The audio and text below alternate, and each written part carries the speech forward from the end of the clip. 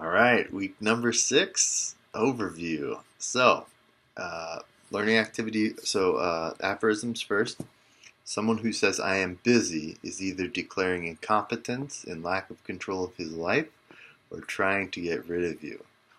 I love that one. Or I've also heard people say, I'm exhausted. So I think this works out well in a Townsend program. That's my hint. Um, Learning activity number 1 is problem members, part 1. Read Jacob's chapter 16, and then write a reflective discussion post. So, ignore the intercom. What you're going to be doing is looking at how to go after the problem members. So, here's in the stuff that we're learning recently with Kernberg. Here's what I would shift to is I would find their common object relations problem, so their common relationship pattern, and I would try to tie that in. So it looks like, hey, person X, as you were talking, I noticed that you leaned in and gave advice to so and so, and I've also seen you do that with other people because you really want them to know the right way to do things. Person B, what was that like for you to hear? And person B says, I feel like you missed me. Okay, so uh, tell me, there's got to be something that's going on there for you, person X, and I'm curious what you think that is, because you know now that, and this is if they keep going and they explain away why they confronted him.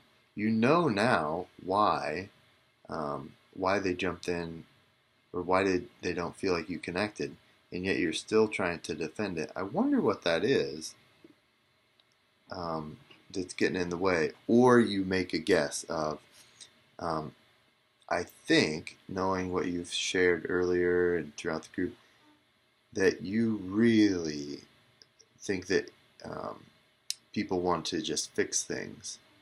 And so I'm trying to key in on the object relations that are going on, so that they can get a better feel for that, and then we can possibly turn it into an intervention. But also, it helps them to see that we're not saying it's bad or wrong or right. We're just trying to help them to develop more words for their subjective experience of why they do X, Y, and Z.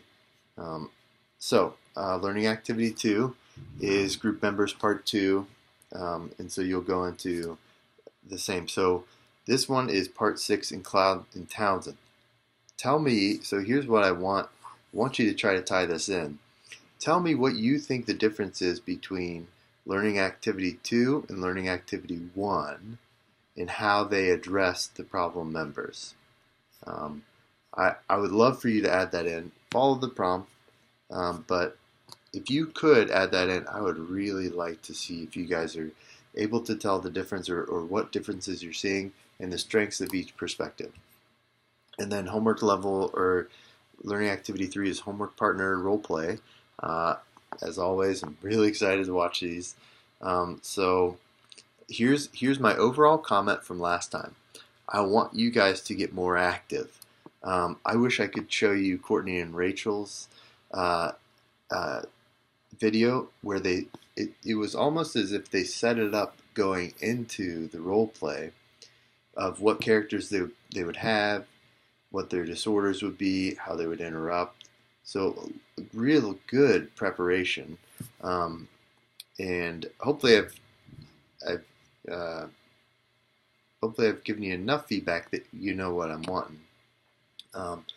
So just try to make it a little more structured. I think you'll get more out of it. And take some risks, jump in, cut them off sooner than later. But I want you to try in this one to do some of the stuff with the Kernberg thing. So it is where you see their dominant object relations, or how they're relating to the world, and notice that to them, either directly or ask them, or say something like, notice that X, Y, and Z is going on, and you now know what the other person's perspective is, and yet still um, you're still trying to defend it. And so I'm curious what that is. There must be some strong feelings there, and try to tease that out of them. So follow, 2 minutes of what the dynamics are and how they're relating to the world, but in the confrontation, try to draw that out in that way. So, okay. And we will be practicing this week in the virtual classroom. So we'll get into how to do that. So it's new for me too, to do it that directly. I'm usually more experiential rather than relationally experiential like that.